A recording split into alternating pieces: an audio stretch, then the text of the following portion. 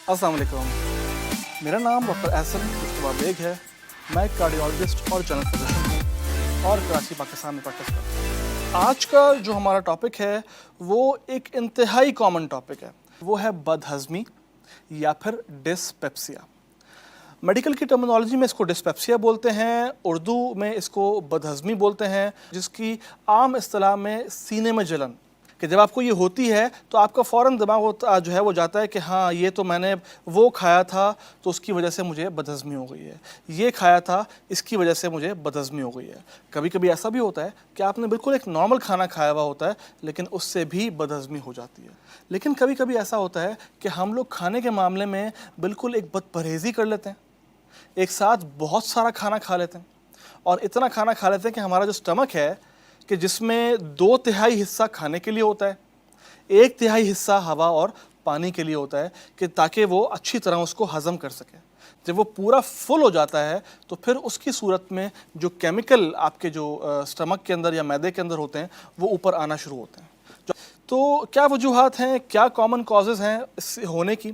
तो वो इंसान कि जिसका वज़न ज़्यादा है, वो इंसान कि जिसने जो स्मोक करता है, सिगरेट नोशी करता है, वो इंसान कि जो खाना खाने के फ़ौरन बाद लेट जाता है, वो इंसान कि जो पेन किलर्स बहुत ज़्यादा लेते हैं, वो शख्स कि जो चाय, कॉफ़ी, चॉकलेट या फिर खट्टे मशरूबात जैसा कि ऑरेंज जूस या पाइनएप्पल जूस का इस्तेमाल ज़्यादा करते हैं या लेमन जूस का इस्तेमाल ज़्यादा करते हैं।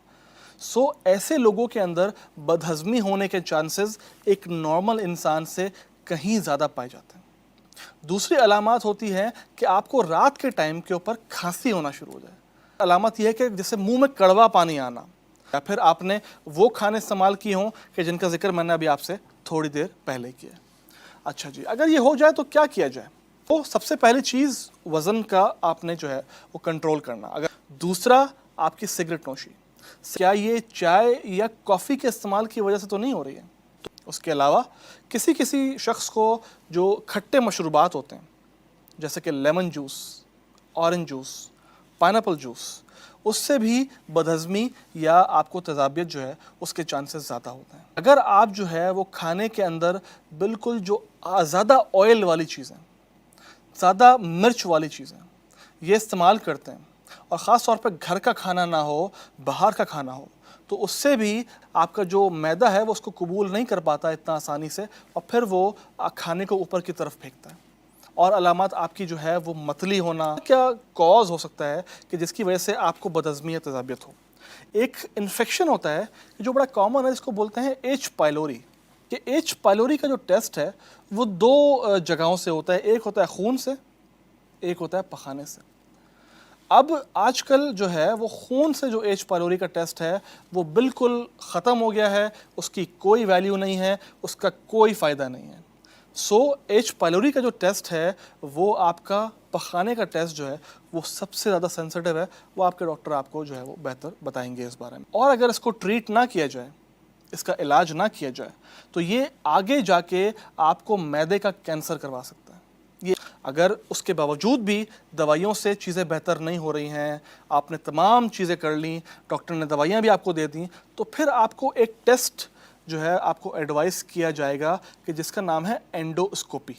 एंडोस्कोपी का मतलब ये है कि आपको हल्की सी ग़ुनूदगी दे के आपके मुंह के ज़रिए जो खाने की नाली है वहाँ से होते हुए आपके मैदे तक एक कैमरा लेके जाया जाए। वो कैमरा अंदर जाके देखे कि कहीं पर कोई ज़ख़म तो नहीं है, कहीं पर जो तेज़ाब है आपके जो मैदे का उसने जो है छील तो नहीं दिया उस जगह को। ठीक है, जब अगर ऐसा कुछ होता है तो फिर एंडोस्कोपी के ज़रिए उसको वहाँ से हम लोग जो है वो क्लोज़ कर देते हैं और फिर आपको कुछ अरसा दवाइयों पे रहने की ज़रूरत पड़ सकती है। आज का जो प्रोग्राम है वो था हमारा बदहज़मी, तेज़ाबियत पे। मुझे उम्मीद है कि एक छोटा सा इंट्रोडक्शन था, उससे आपको फ़ायदा हुआ होगा। आगे भी इस प्रोग्राम की डिटेल्स आपसे शेयर की जाएंगी। हमारे साथ रहिए, अपना बहुत ख्याल रखिएगा। अस्सलाम वालेकुम।